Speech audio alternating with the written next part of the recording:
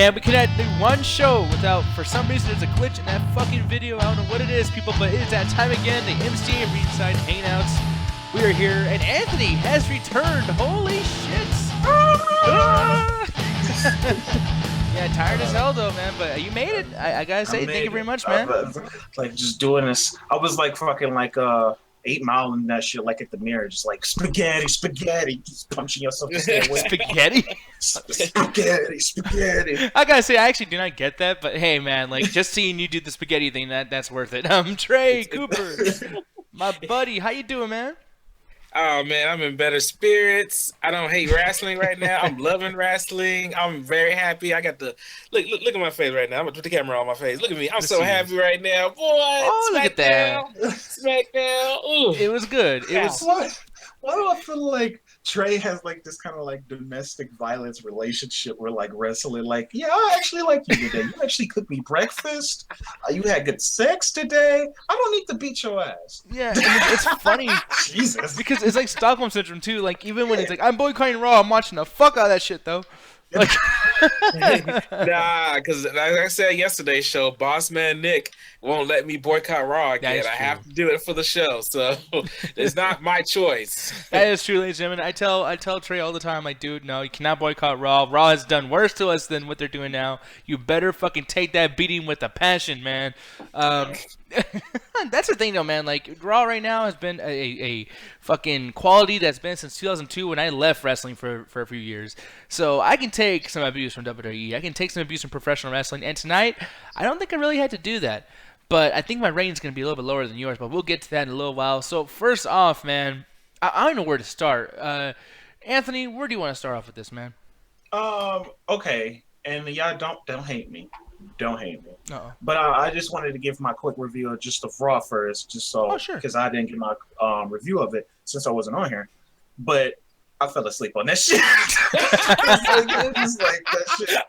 And the ironic part about it is, I don't know if y'all remember, but Rusev was giving his promo about Hell in a Cell. He was like, "Man, I can go to sleep really, really happy. Like I couldn't even sleep. Because I know that he had my belt. I know he had my belt, but I slept like a baby because I put him in this chokehold, and that's supposed to symbolize that I could beat him or something. I don't know what the fuck it was. Yeah. But it was kind of funny because he was like, yeah, I slept like a baby. I'm like, yeah, I'm about to sleep like a fucking baby. You keep talking. Yeah, no shit. And it's funny, though, like, you know, you're saying, like, oh, man, I fell asleep. Like, why would anyone ever ask you why? Because this fucking promo, I watched this again today because, I mean, I'm watching this through the WWE YouTube channel, and they consider this a highlight more so than the Mick Foley thing.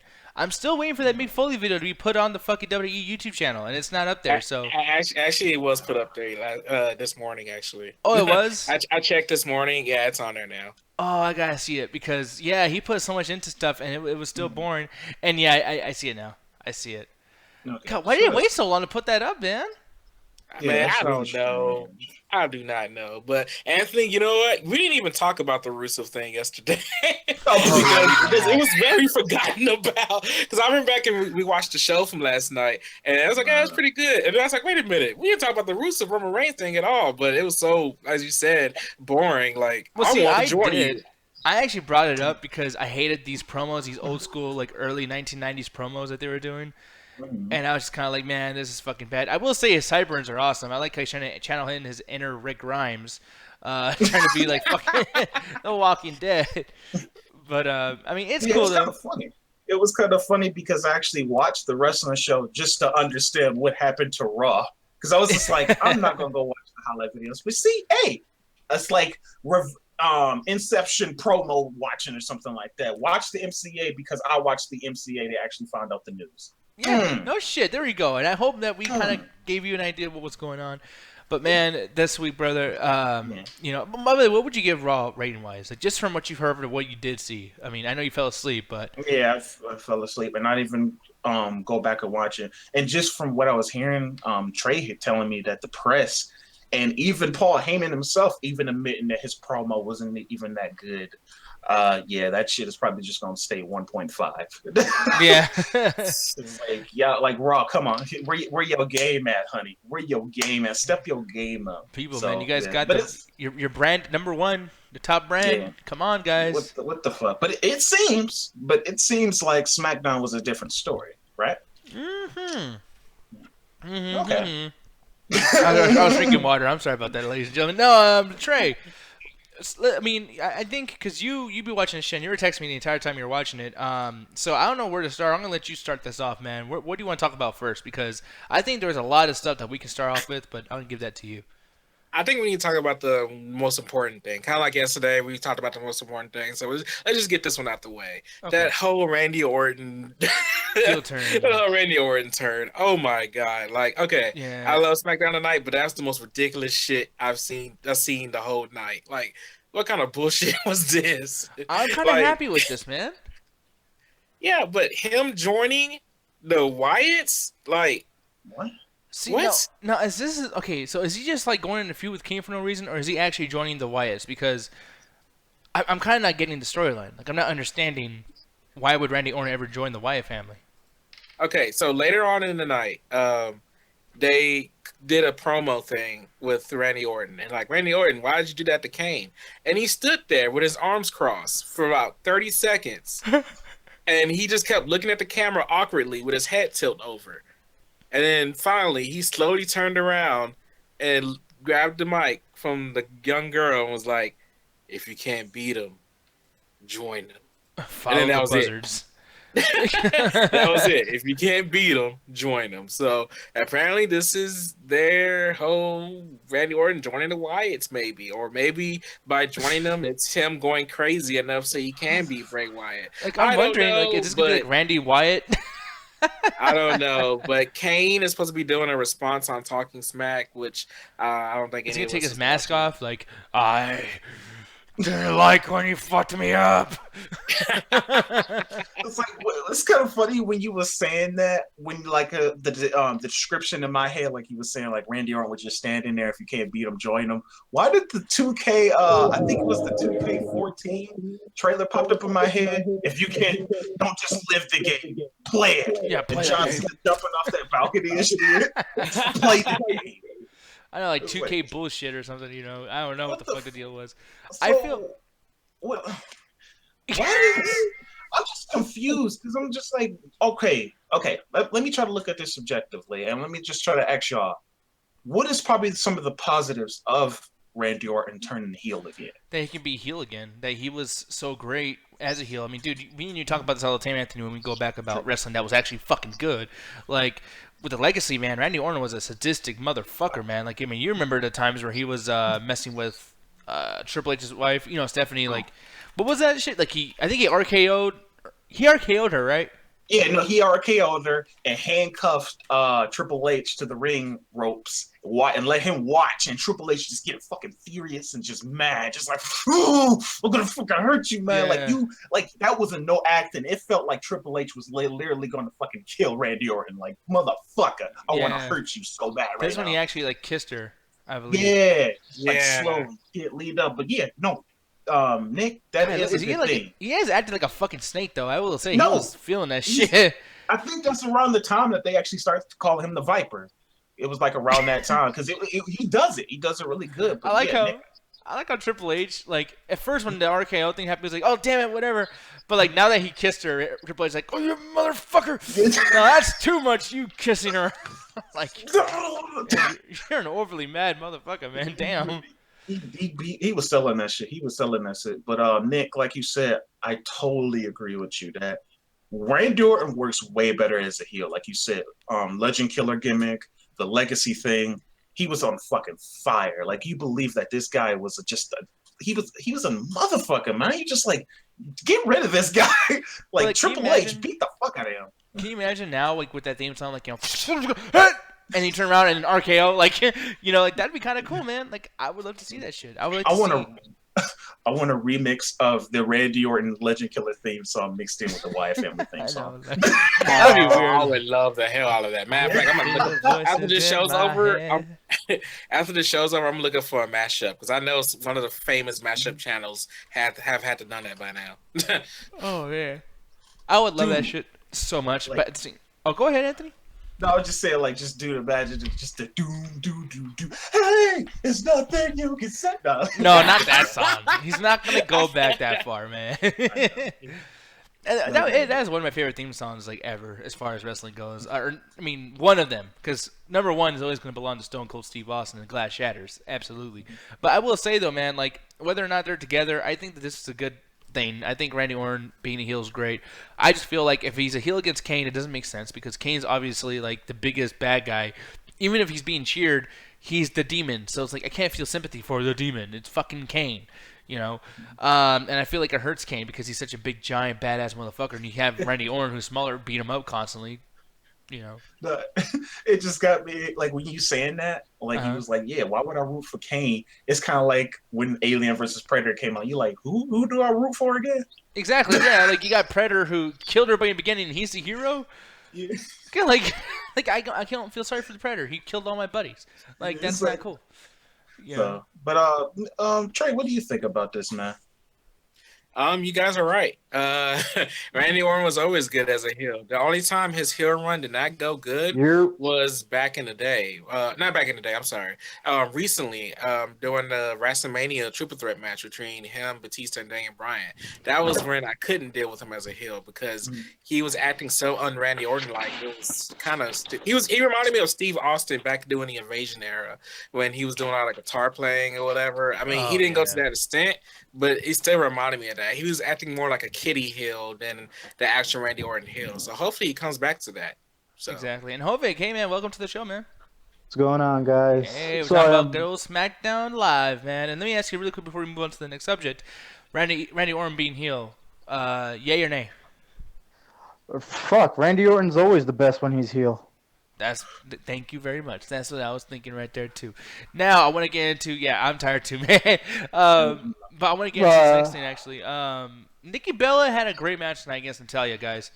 I know people give her shit all the time, but this was fun. That match was awesome. I loved it. Like, that was the second best match of the night for me. Because normally I don't really like Nikki Bella's matches, but they actually put on a hell of a show. And the fact that she won doing the STF, I have to stop saying STFU because I said STFU privately. But I was like, wait, I forgot. John Cena doesn't call it that no more. I'm still stuck in the ruthless. Wait, what does he call it now? STF. Yeah, just the STF. Oh, STF. Okay. He took out the U. He just took out the U. Yeah. Okay. Yeah, it's called Shut the Fudge. Shut the Fudge. But the fact that she did that to win, like I was laughing my ass off. But it was great. Like I thought it was a great finish to the match. And then when Carmella came in and at the very end and did her thing, like that whole thing with those two was way better than that shit that Sasha Banks and Charlotte did on Raw. No, I completely agree. Man. Yeah, I completely agree. Hovig, what'd you think about this, man? Especially after seeing Sasha and Charlotte like fucking one night ago. Actually, the funny thing is, speaking of Sasha and Charlotte, ironically enough, right after we got off the show last night, they uploaded that shit onto YouTube. Yeah, I know, and I just brought that up too with these guys. I was like, because I was about to bring that up, like they still didn't do it, and then apparently, yeah, they did, but they took long enough, goddamn. You know? Yeah, I don't know what the fuck they took so long, but shit. I mean, they posted the Brock Lesnar Paul Heyman thing before they did that, and that was kind of like, well, the Lesnar and Heyman thing happened afterwards. Like, so what the fuck happened? That's right. It happened what, like a half hour after? Yeah. I mean, it was all in the same hour, but still, you know. Yeah, no, the Lesnar and Heyman thing was like, what, wasn't that towards the third hour, I believe? Yep. But whatever. But did you guys hear about that shit with Vince McMahon? No, what happened? Apparently he blew a fucking gasket because of that promo. Like, see, I saw that, but that was one of those Bleacher reports that are like full of shit. Because I don't know who you guys follow. Like, by the way, I've read it on like 4 different sources today that Vince McMahon was pissed off. Yeah, I don't know, man. Apparently, they had an idea to get the crowd to boo Brock Lesnar and be more for Goldberg, and in my head, I'm like, are y'all fucking stupid? You're in Brock Lesnar's home state. They're going to boo Brock Lesnar? Y'all fucking retarded. But I think Vince McMahon, him blowing gasket doesn't make sense in general just because of the fact that, like, you did the booking for that all wrong. I mean, all night last night, you know, the heels were doing babyface stuff and vice versa. And tonight, if you guys watched the SmackDown thing, everybody was being what they're supposed to be. Like, with Nikki Bella and Natalya, and I very rarely see Natalya as either face or heel because she just does her typical stuff. But shit, man, like I could tell the story. I don't need to be watching every single show to know what's going on. Natalya's heel, Nikki is good. But what were you saying? No, I was just gonna say that this is why I get pissed off because I'm like Natalya, she's like fucking part of one of the biggest wrestling lineages in the damn company. Let her do what she does best, wrestle. Yeah. I mean, she's good at it. So it's just like let her do it. And then I noticed, okay, after this match, I kind of just completely dozed off. So y'all gonna have to tell me what happened on SmackDown. But when I watched this, I was like, this is Nikki Bella, right? Nikki yes. Bella. Okay, Nikki Bella. I was like, was she wearing that same attire for like 3 weeks now? Oh no, she wears that attire all the time. No, she actually changed it up because for a while she was wearing this blue top with I think it was black shorts, but now she's wearing a red top with black shorts. Yeah. So, how do you fall asleep to that shit? No, I'd be like, no. If you're paying attention to wardrobe, I'm checking that out. And then Natalya looking like Spider-Gwen. But I don't know why that just popped up in my head. But I was actually, like you guys, very impressed. But at the later half, I was getting really, really tired. So when Carmella and Nikki Bella was having like their little scuffle, when she came back in the ring, because I was like half tired at this point, so I thought she sprayed she got like some spray. Did she get like a spray can ring? Wait, no. You're confusing Becky Lynch and Alexa Bliss. And we're gonna get to that later. I'll say that later. Yeah, that shit. Yeah. That's when that shit started to make sense. No, yeah, that's really cool. But I'm like with this match is actually continuing with the whole thing because like I was with you, Trey. I was just like, no, you was actually against me. I was like, what the fuck is up with this rivalry? What's up with this rivalry? But considering how Nikki Bella won the match, using John Cena's move, I guess that plays into the whole little rivalry there. So yeah, I'm curious. And her using that in a good way. The thing is what the match was is that Natalya versus Nikki Bella was supposed to be them going against for the Survivor Series spot. And whoever won that match was going to be the captain for Survivor Series. And the loser doesn't even get to be in the match. Yeah. Carmella only came out in the end because she's feuding with Nikki Bella currently. And I can say this because on the shows, I've been the most vocal about not enjoying the Carmella and Nikki Bella thing. But after seeing Raw yesterday between Sasha and Charlotte and seeing this, I enjoyed this dynamic between Carmella and Nikki Bella way more, especially when she did what do they call that, the Twin Buster or something like that? The Rack Attack. The Rack Attack. No, not the Rack Attack. She did the Bella Buster. There you go. She did the Bella Buster on Nikki Bella. I love that. Like Carmella is doing a really good job. Like as a heel to me, and I can't wait to see as far as this goes. Like I can't wait to see how this is going to affect Survivor Series even. So the funny thing. Oh, go ahead. Oh, no, I was just gonna say to Trey, I was like, the funny thing is you're sitting here saying like you're down with that and everything, and the funny thing is for the past couple of weeks we've been like, man, when the hell is this shit with Nikki and Carmella gonna end? Yeah, I know, right? I just called myself out on that whole thing. I was like, man, I was hating this originally. Like I just said that, but then like.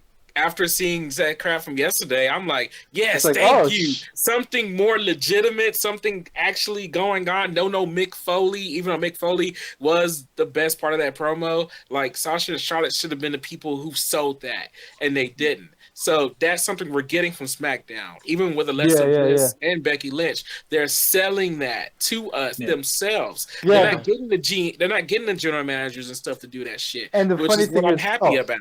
My bad. Oh yeah, no. The funny thing is, remember last time when I was like, I even brought up like, who the fuck are the other women on this damn show? And then I'm like, oh yeah, there was Bayley and Dana Brooke. And then you go to SmackDown, they're using Alexa Bliss, Becky Lynch. She's like an ice they're using, they're fucking using like almost every single woman that they have on SmackDown. And on fucking Raw, they're resorting to mainly Charlotte and Sasha Banks, and then they're doing fuck all with Bayley and Dana Brooke. Yeah, and that's the thing too. Like to talk about that, because I want to stick on the Divas a little bit longer. Because Alexa Bliss, I think did a very, very good job tonight, just playing a heel, but being the underdog as well. Like I can see this making Becky Lynch turn into a heel at some point because Alexa Bliss is looking so strong. Shit, that would be a nice fucking twist. Her big heel move is when she wrote NWO on the title belt.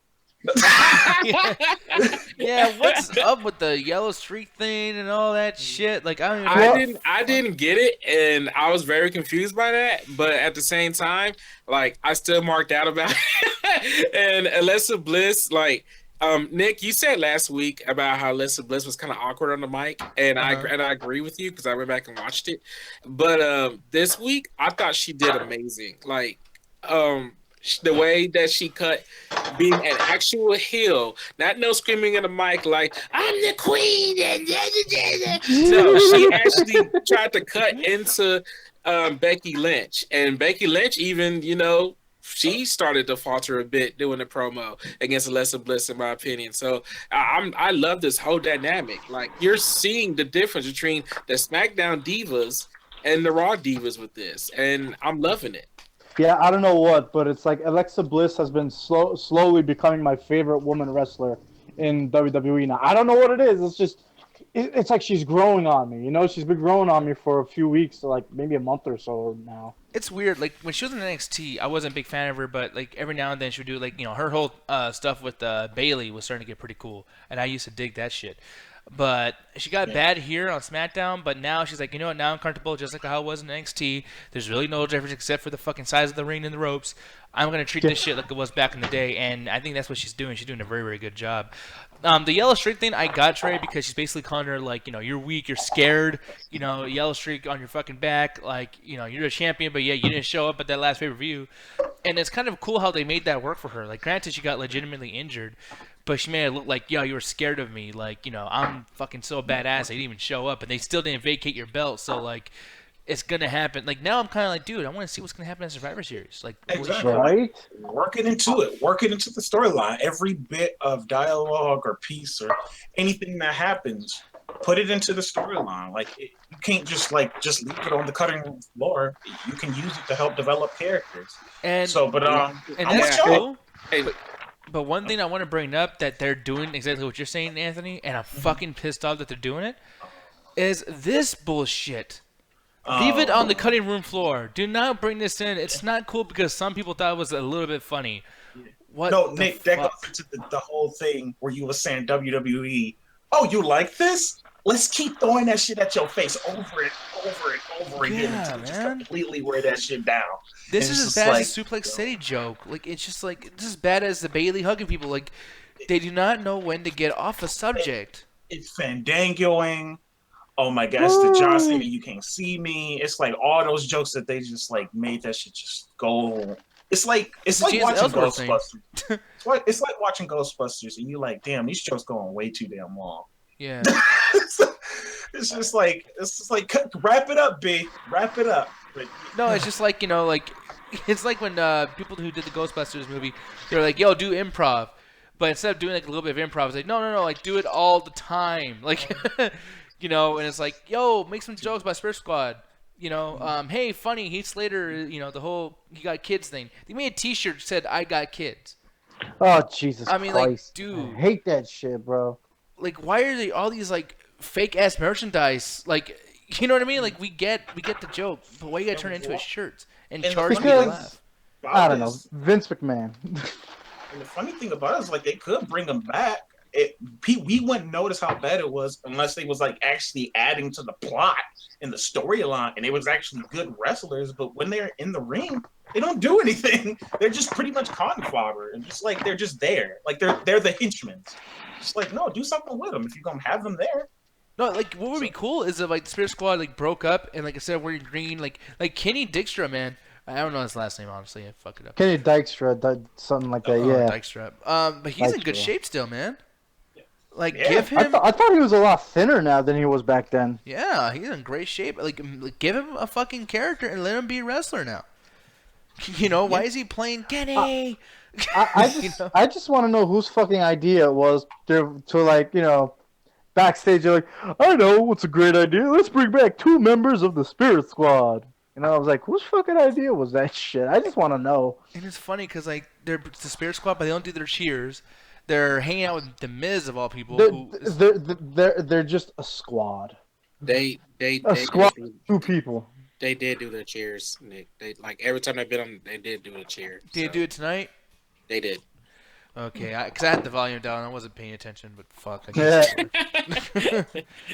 no, like legit, the whole show I down here. Like, I mean, I'm not gonna rate a bunch of promo skills this week, but I will say, like, I'm not gonna sit there and listen to fucking David Otunga, fucking. Oh, look at that! It's a scoop. It's a slam. It's a wrestling move. Yeah.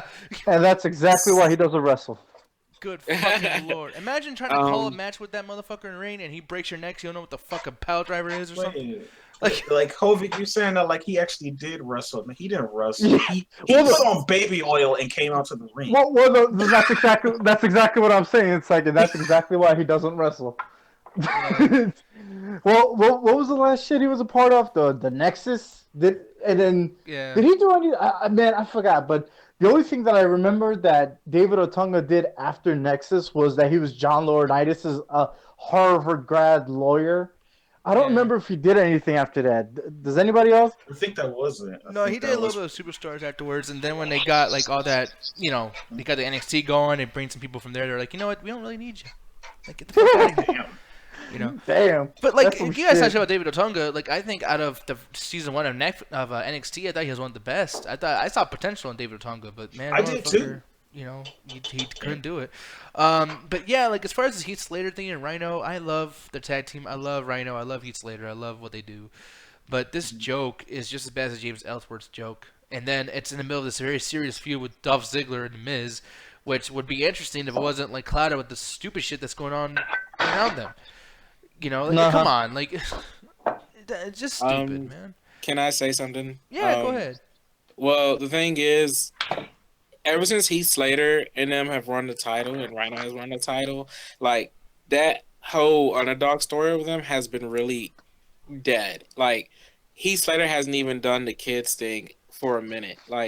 He still got the T-shirt on because it's his T-shirt merchandise, but like there's not been any Heath Kids signs in the crowd anymore, and him bringing up his kids at all anymore. Like today, they just did these lame jokes, like they kept burning each other. Like, oh yeah, well you're this, oh, and then Miz and Spirit Squad was like, oh yeah, well you're this, oh, and it was really the worst segment of the night. Like, yeah, well, your mom, oh, dude, shit like that. Yeah, it was pretty much how that whole thing went, and it was just done terribly tonight. Like, I'm not really liking Rhino and Heath Slater since they won. Like, I'm glad they won when they did win, but ever since they won, they've kind of that whole gimmick of theirs. Like, I don't think they know what they're trying to be. Like, because they're not underdogs anymore. They won a title. The whole story for them going towards the titles and everything was better than what the fuck happened after. And speaking of the tag team titles, I want to jump on this really quick too, because the Hype Bros are really starting to like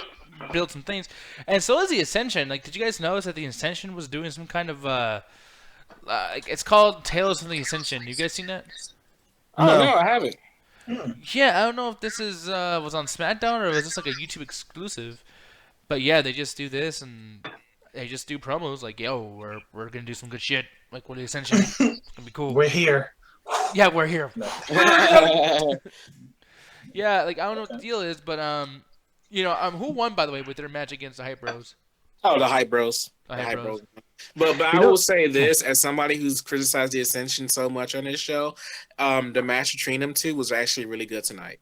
Hype Bros and the Ascension. Matter of fact, this showed me that they actually have good chemistry when they try. You know the fucked up thing about the Ascension is, I remember the first time I seen them in NXT, I was like, shit, these guys are going to be fucking great when they get called up. And in my head, I'm like, you know what, there would be, there should be like another stable, like the Ministry of Darkness or the Brood from back in the day, have the Ascension be part of it, have Paige be part of it, some shit like, like that would all be like some sort of good, decent stable. But you mean like the Decay? No, but a little better.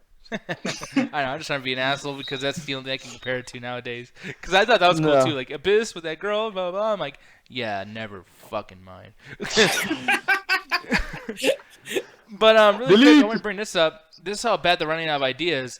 They're over there hanging out, and then Cheesehead. Now, most people who don't love wrestling as much as I do will know what this is reference of. Jose, do you know what this is reference of?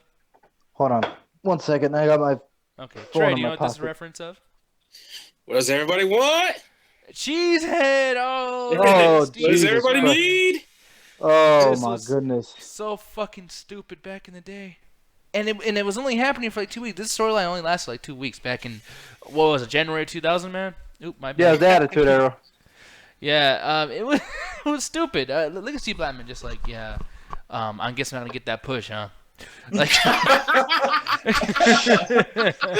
kind of reminds me of that picture of Kofi Kingston eating his like bowl of Booty-O's, just like, what have I done?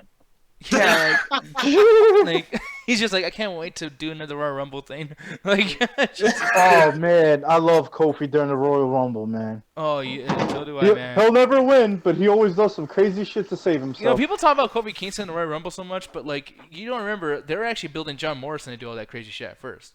Yeah, I remember. Actually, the person who started doing crazy shit was Shelton Benjamin with fucking ladders back in the day in the Money in the Bank matches. Oh no, I know that. That's always gonna be Shelton. Yeah. But I'm saying like Royal Rumble wise, yeah, that's always been. It was John Morrison, then it was Kofi. Going back to the Cheesehead thing, the Al Snow. Okay, when they did this reference in the show, did your mom immediately go to that, or? Like, oh no, right away. I was like, oh yeah, Cheesehead. Wow. Nick, I'm jealous of you, man. You really are psychotic when it comes to wrestling, because who would have known? Like, you went back, you're making a reference to a gimmick that you said only happened for like 2 weeks. How the fuck did you remember that? Man, I forgot that shit happened. Jesus. No, I'm fucking psychotic with this shit. Like, I fucking love wrestling. And I remember, like, it was funny because they were trying to go through so many tag team names, Steve Blackman and El Snow, because it was technically like a job squad kind of gimmick.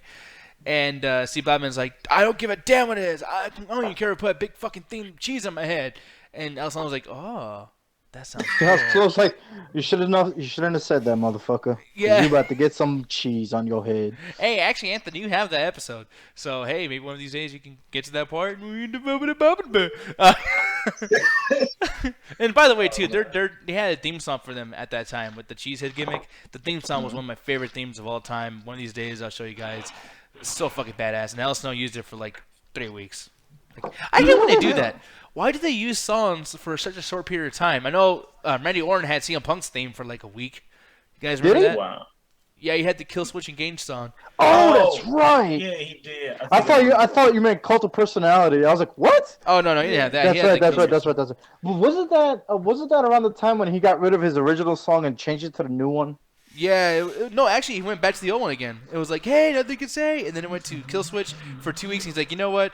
Nah, the Mercy Drive song's way better. Yes, Legend like, Killer, Anthony Wilson Jr. And now it's like, and now I got that Rev Theory shit. Yeah. Hey, Rev Theory's a shit. But I will say, though.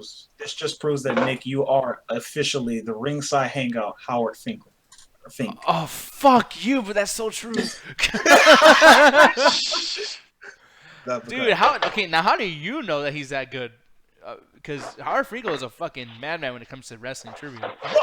You're pretty good. I think, you know what? I'll bet money that you probably could stack up to him. I would probably not. It's Howard Finkel, man. No, the Fink, man, he knows early 80s and shit, but like, even on the Legends House, God, I'm going to get really nerdy. I'm sorry. But like, even on the Legends House, I was just about to mention Legends House. Yeah, Howard Finkel said a couple things. I'm like, yeah, that never happened, Howard. I'm sorry, bro. You're getting a little bit old. That shit did not happen. I know that shit. I watched you interviews, motherfucker. And then you look it up, it's like, shit, it did happen. No, I looked it up. Stop making me look nerdy. But I looked it up, and it was untrue. But yeah, I'm like a wrestling Snopes. You know what I'm saying? No. I'm Snopes like before 2003. Everything else, I don't know shit of. But I will say, though, like I said, the tag team division is getting a lot better. I like the fucking Hype Bros. I really do. I actually really like Mojo Rawley. I thought he was going to start to suck when he came onto the main roster. Man, this dude, I feel like he's going to be like another Mr. Ass or something, man. Like, you want to know something, Nick? What? They're pushing Mojo Rawley and way more on the main roster than they ever did in NXT. Because in NXT, Mojo Rawley was kind of more of the jobber person who pushed in like the new biggest star that was heel that was coming in. Like when Mojo Rawley feuded with what's his name? Bull Dempsey? Yeah, Bull Dempsey. Yeah, and that never went anywhere. And Bull beat the shit out of Mojo. Neither did Bull. Yeah. Yeah, is Bull still there? No, Bull went to Ring of Honor. Yeah, he's gone. No. Yeah, he's in Ring of Honor. Oh, I fucking love Bull. He said, "Peace out, Cub Scout." Oh shit, I don't drop it. Yeah, but no, he's in Ring of Honor now. And, I'm cooking right now, and I just dropped someone in the sink. I was like, "Ah, fuck." But then Samoa Joe and Mojo Rawley, that was a thing that didn't last that long. Samoa Joe obviously won. So I'm glad the main roster is actually pushing him along with Zack. Do you know what's funny? I remember when they first put Mojo Rawley with Zack Snyder. I'm sitting there saying to myself, I was like, "Oh, there goes Mojo's career." That's what I thought too. I was thinking like, there goes both of their careers. Like this is like the shit you do right before becoming an agent. The funny thing is the way I look at him, like Zack Ryder, I call him fucking Zack Snyder. Zack Ryder, on that, but I stopped. Yeah, but what was I gonna say? But Zack Ryder, it's like his career has been preferably non-existent until WrestleMania when he won his match and then he went back down again. Yeah. I'm like sitting there saying to myself, I'm like, what the fuck are they doing with this guy? Just let him go. Or let him just do something else. Like, you know, it's like they're fucking with that guy. So, and then when they put Mojo Rawley with him, I was like, oh shit. There goes his shit too. Yeah. So like I said, I was kind of wrong on his part, but I don't know what the fuck they're still doing with Zack because he's still Zack. But before we get to the main event stuff, because I'm gonna touch on that Dean Ambrose and AJ Styles thing, but really quick, Trey, is there anything else I need to bring up before we get to that main event, brother? No. We've talked about mostly everything match wise. Yeah, the main event's the next thing. So here's the thing, man. I fucking cannot stand AJ Styles, and I cannot stand Dean Ambrose. I cannot stand the entire fucking main event scene. Please try to sell me on the fact that like I want to know what's going to happen with the WWE title. I mean, is there anything that you liked about it? Actually, the match between AJ and Dean tonight was the weaker of all the matches they've had, and even then, like it was supposed to be a match where if Dean Ambrose won against AJ Styles, he would be going for the #1 contendership, and James Ellsworth actually ended up screwing over Dean. And so AJ he's Styles a heel by disqualification. No. He didn't turn heel. He got caught screwing over Dean Ambrose, and he done fucked up. Yeah, pretty much. And then in disqualification, AJ Styles won. So because what they want to bring Dean up Ambrose here is not the #1 contender. This, for some reason, was considered fucking news yesterday. Update on James Ellsworth's WWE status. Like, here's the thing. Oh yeah, I saw that. I don't know what the fuck. Yeah, they're pushing for him to be signed to a full-time WWE contract. Did WWE forget that this is a fucking joke? Like they forgot their joke. They're like, it's like. I don't even know. I can't even like think of something to compare it to. It's like literally they made a joke, and now they think it's real. Eugene. It's insane. Does anyone want this dude to be on the roster? I mean, like, okay, Trey, you and Hovig were both like, oh yeah, I'm sports entertained. So, are you guys comfortable with seeing this motherfucker every single Tuesday night for the foreseeable future? Well, it doesn't matter to me as long as they do it right, like just for entertainment wise, like because back in the day we had fucking Brooklyn Brawler and all that shit. They just come out and just do their shit and go home. But I mean, the first night with the whole AJ Styles versus James Ellsworth, that whole first match was just fucking hilarious because of what the fuck Dean Ambrose was doing, And then they had the rematch last week or whatever the fuck, and then that happened. I'm like, okay, well, you all could cut down now.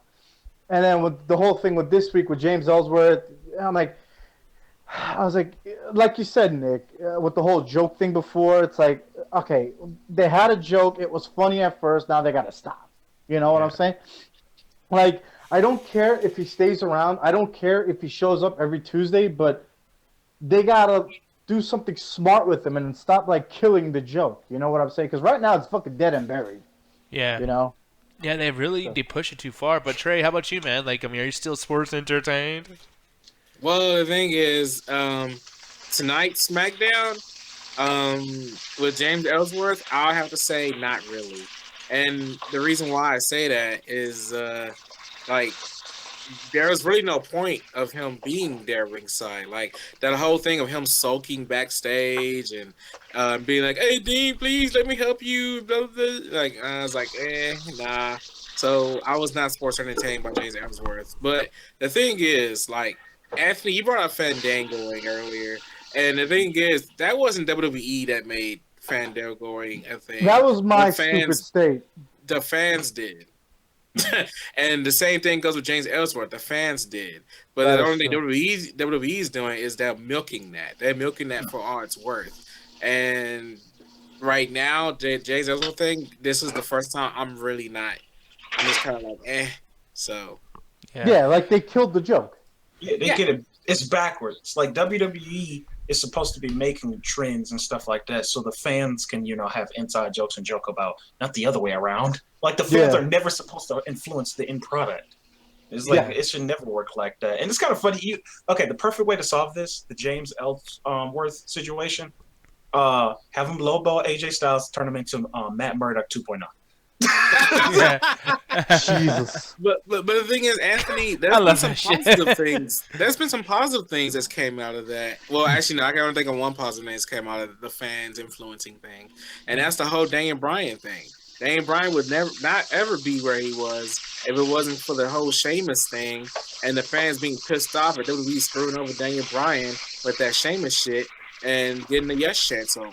But see, one thing I wish the fans would get over, or get onto at least, because, I mean, we can talk about James Ellsworth thing all fucking day, and I hate that shit, but one thing to take out of this, because I think they're all just, like, doing something just to, like, save some time because they don't have a whole lot of shit going on, but they're basically stalling so they can do this shit right here. I feel like the Shawn Michaels thing that's happening, it makes sense. Alamo Dome was, for one, it's in San Antonio, Shawn Michaels' hometown. I feel like AJ Styles would love to put the title on the line against Shawn Michaels. I know it doesn't make sense. Like, why put the title on the line? He's not a current fucking wrestler. But I feel like that would make the most sense right now. I think that they're just stalling for that. Anthony, you're smiling. Do you think I'm full of shit? What do you think? I actually, I hope this is true. Because, like, that match, if they can both dance, like... That'd be fucking great. Tell it, like, hell yes. Like, hell to the yes. But the only thing is just like, I don't know if Shawn Michaels still has it in him. And plus, come on now, he wants to film that Jesus movie. He wants to accept Jesus Christ as his Lord and Savior. What's that shit called again? Yeah, the resurrection of Gavin Stone. Yeah. He wants to accept the Lord and Savior as his Lord and Savior. The Jesus Christ is his Lord and Savior. He doesn't want to do this wrestling right now. He wants to be a better man. Well, I mean, he did do it. Didn't he do a tag match against Vince McMahon with Jesus? Yeah, God. What? God. It was Jesus. Nah, it was God. Shit. God, this looks really fucking silly, y'all, man. This is. Were they legitimately actually made rain fall from the I don't even know. They're not showing Shawn Michaels a whole lot. Yeah. I don't even know what his character is because he's so old. I'm like, apparently, I looked into it, and his character is like a former con artist or a former criminal who, found Jesus or God or whatever, and he's like taking these acting courses or whatnot at the church or some shit like that. God, he looks like shit though, man. Damn. I'm sorry to be mean. Anthony, I was thinking the same thing. I watched this. I was like, "Damn, y'all making Shawn Michaels look like shit." No, look at this shit, dude. Like, he looks pretty fucked up here. Like, yeah. Dude, I'm the Shawn Michaels fanboy in this group, and I agree. Yeah. I love Shawn. He's one of my favorite wrestlers. He looks like one of those guys that you see in the back of like a Burger King and McDonald's, and they're like just saying crazy shit to their hamburger. And you're just like, what are you doing? Say crazy shit to their hamburger. That shit just reminded me of fucking Shameless, because I just watched an episode of Shameless, and you see like some psychotic dude arguing with a fucking tree. Oh man, but I like just got that image with Shawn Michaels now. No, so I'm saying, like, doesn't he look like that? Like, he just saying shit like, yeah, Martha left me and shit. Like, fucking, it's like, I know I'm the realest motherfucker. I know I'm the realest motherfucker. Shit like that. Yeah. He looks like that. No, he looks like he was in back of that Wet Indies at fucking double toasted, like right next to with the E missing and shit. I will say though, man, like I said, I'm hyped up for this, just the potential. I know it's probably not going to happen, but I'm hyped up because I want something to happen with AJ Styles. I want something to happen with the WWE title. Dean Ambrose is going to be leaving soon. He's acting like he is going to be leaving soon because he's putting no fucking effort into anything. It's like only time someone does something like that is when they are going to be leaving. So I think that's the case. But this is something that it's worth the stall. It's worth the funniness of James Ellsworth. Let's just hope that Survivor Series can handle, just the main event attraction of fucking Brock Lesnar and Bill Goldberg, because they're advertising tonight on SmackDown, which is kind of silly. It's like it's SmackDown, it's not Raw. Yeah, I got the WWE app notification like earlier on today. Yeah, and it's just they were like it's confirmed. Brock Lesnar versus Goldberg at Survivor Series. I took a screenshot and I posted on Facebook. I was like, I think we already knew. Yeah, but the thing is, frustrating is like they should have had that be a challenge. Like I challenge you to Survivor Series. Instead, it was like, oh, by the way, outside the screen, the interesting shit happened when we weren't recording. Come on, man, Jesus Christ, that could have been a cool promo. That's some Godzilla shit right there. Yeah, I love how Anthony was looking at Hovig like, bitch, you got that app on your phone? No, I do too. I'm looking at his face like, what the hell did I just hear? Well, it's part of the network. So when you have the app, you're gonna get when you have the network app, you're gonna get all the news and shit. Well, I'm sorry, but I actually have the app and I don't have the network on my phone. There's also an app called Bleach Report. Bleach Report is bullshit sometimes, man. Justin LaBar, you're a fucking liar, man. But I don't believe anything off of WWE because, like, along as what actually, and I know this is kind of like a sidetrack, but I get back on track. But just like, remember when Vince McMahon blew up in that limo and it was just like, oh, he's dead. He's dead. Yeah. And it was like all over WWE.com. From that point on, I just stopped giving a shit about anything comes out of WWE. It's like, I don't care what you say. You know how many times Vince McMahon killed himself on TV? That's just like, that motherfucker is like immortal. Really quick, I just want to put this. I looked down the comments of the Brock Lesnar thing, and on WrestleZone.com, someone posted this picture. Like, what made him so angry? Wait a minute, is that Lita right there? Yeah, that's back when they were still together. But look at this shit. He's like, oh shit, I fucked up. She's like, what the fuck are you looking at? It looks like he about to kill somebody in that team and Walking Dead. God, CM Punk is vegan. Oh Jesus! Oh, he's gonna drop the pipe bomb on fucking Glenn's head over there. Oh man, people. I was crying over that shit. Rest in peace, Glenn. We love you, man. We miss you. Man, go watch Game of Thrones. Wait, what the fuck you saying that like he's like a real person? Trey, Q Crossroads by Bone Thugs and Harmony. Bro. Boom, boom, oh, boom, man. boom, boom. I'm gonna miss everybody. When Negan comes for you, there ain't nowhere to hide.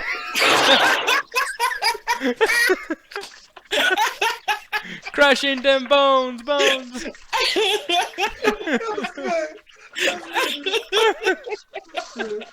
There ain't nowhere to hide. We're gonna miss everybody. He's gonna fuck everybody now. Nick, ratings for SmackDown because I think that was it, right? Yeah, no, actually, man, I fucking hated the show. I think it was still shitty. I thought the matches were cool. The women's match was cool. Both of them were actually not too cool, or not too bad. We got a break from Naomi in that fucking entrance, so that's cool. The fucking rave. Yeah, and where the fuck were the Usos? And where the fuck was Baron Corbin and Jack Swagger? I don't know. Oh, so glad they're now on that show tonight. I was glad Baron Corbin and Jack Swagger wasn't there because that program was used to end. Like the team, Nick. Yeah, I know. Fuck that. I hate that there was that's lack of continuity. You only have a couple of things going on for you. Your roster's small, and you didn't do what you're supposed to do. People, I'm sorry.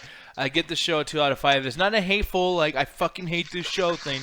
But it's 2 out of 5 because it was an average show, but you could use everybody. Like then why do you? It's not the SmackDown we know and love. Exactly, but it's starting to look up. It's just like I said. Next time, have all your roster on there. Like you're paying them, fucking use them. It's not that hard. Anthony, how about you, brother? I know you were. Yeah, I didn't watch that much of it, but from what I saw, it was just meh. Kind of what y'all telling me. It seems like it's kind of funny because y'all was like, yeah, SmackDown's actually pretty good, but I heard more negative than positive. Yeah. So I'm just like, it's probably nothing. I didn't miss nothing, but yeah, probably. I can't really rate it because I don't watch the whole show. But from what I did, it'd probably be a 2 out of 5. Even though that shit would have got like a 4 out of 5 if Miss Bliss actually did right NWA on the title. Yeah, that would have been amazing. But how about you, Hovig? Yeah, 2 out of 5. Fuck it. 2 out of 5. Okay. It's really. I don't know, man. I don't know what the fuck happened with SmackDown. You know, we've had that fucking nice run for like I don't know how long since the damn Brandon extension, and all of a sudden they just fucking dropped the ball. So I don't know what the hell's going on with these fools. Oh, God, he sounds upset. Yeah, because you know, my main thing about SmackDown is I actually, growing up, SmackDown was always my show to go watch because I always had like a curfew back in the day because I was a kid. You know, my parents would always want me to be in bed by like 9 or 10. I could never watch Raw, and I was always watching SmackDown. I was always recording that shit. SmackDown was always my go-to show, and then I was just so happy that it was finally getting good. And then all of a sudden, it's as soon as they give you something good, they take that shit back away from you, and you're like, here's the shit that we want you to see. I'm like, motherfucker. And I think that tonight was a little reset. I think they're like, okay, the Survivor Series is coming up. You know what? We're going to take off the Baron Corbin thing. We're going to take off the Naomi being on every fucking show thing. We're going to take off the fucking Usos and American Alpha, and let's just reset. And this next few weeks, we're going to do something good. Yeah, you might be right about that because since Survivor Series is coming up later and Hell in a Cell is Sunday, that shit's going to end. Now they'll do stories for Survivor Series, and hopefully everything will start becoming good again, and it will have us like all very, very well invested in shit. Yeah, maybe next Tuesday, people. Next Tuesday might be the shit, man. I kind of can't wait. But Trey, how about you, brother? Man, I just want to say I'm glad you guys rated SmackDown better than Raw, because if you guys didn't, I was going to put a hit on all you bitches. I don't know what the hell you guys saw. And Anthony, I don't know what the hell you heard, but I was very positive about this SmackDown. There was only like 2 negative things about this SmackDown. The whole Rhino, Heath Slater, Dolph Ziggler with the Spirit Squad, the Miz thing, and that whole Randy Orton Hill thing. Like, it has potential, I'm just kind of But the Divas stuff, well, not Divas, the women's stuff was amazing to the point and I'm bringing up the Sasha Charlotte thing again because of how mad it made me. They're not putting it in your face. Women. These are women doing this. These are women do no. They're going in that ring and they're showing that they can do the shit they're supposed to do in the ring. Yeah, and they're throwing that shit in your face. Like that shit is amazing. Nikki Bella, Carmella, Becky, Alyssa, and Natalia are doing the damn thing right now. And then the whole thing with the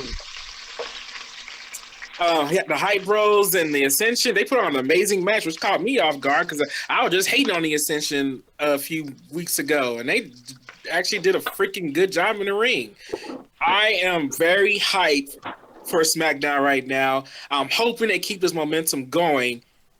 This SmackDown, to me, gets a 3 out of 5. Only because of the things I saw. Hey, man, and people, hey, if all else fails, cheesehead. So, anyway. But, yeah, people, normally I'll be ending the show off at this point, but I just want to bring up one last thing because we don't really talk about these guys a whole lot. But here's a little bit of news for you. Billy Corgan wants full control of TNA. Oh my god, that shit damages. Show. Yeah, it says Dixie Carter lied about negotiations with WWE. So, here's the thing. Oh, so she did negotiate with them. Well, Billy Corgan saying that she was lying about it, that she never had any negotiations with them. But I think that's him saying that because he doesn't want other people to think that Billy Corgan is in... he does have. They don't want him to have any potential of losing TNA, and he wants to prove that. He wants to say, "Hey guys, like, I'm not gonna lose TNA. I got this shit. Let me have it." But Dixie Carter's like, "Yeah, he don't got shit. We gotta get this WWE. We need to make money." So, what do you guys think about this? And I mean, do you even care? I'm gonna start with you, Anthony. Yeah, I'm kind of like because I don't have an emotional attachment to TNA like y'all do because y'all actually watched it back when it in its inception, like when it was created and stuff like that. So I only started watching it bits and pieces here and there, but I really started engaging around the 80s and 80s, which is like way like that was like just a couple of years ago. It was just like 3 years ago or so. Yeah, so that wasn't even that long ago. So I got into it like very late. So yeah, just seeing this whole art, I just want it to be over just so I can see what's gonna happen.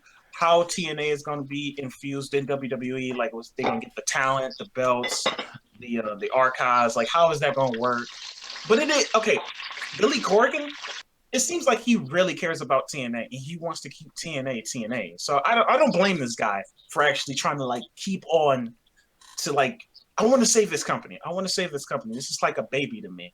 So I get it. But when Dixie Carter, like, isn't she part of like creating it too? Isn't she like a big person? No. Jeff Jarrett created it. Dixie Carter's parent company or whatever it was came and bought them out.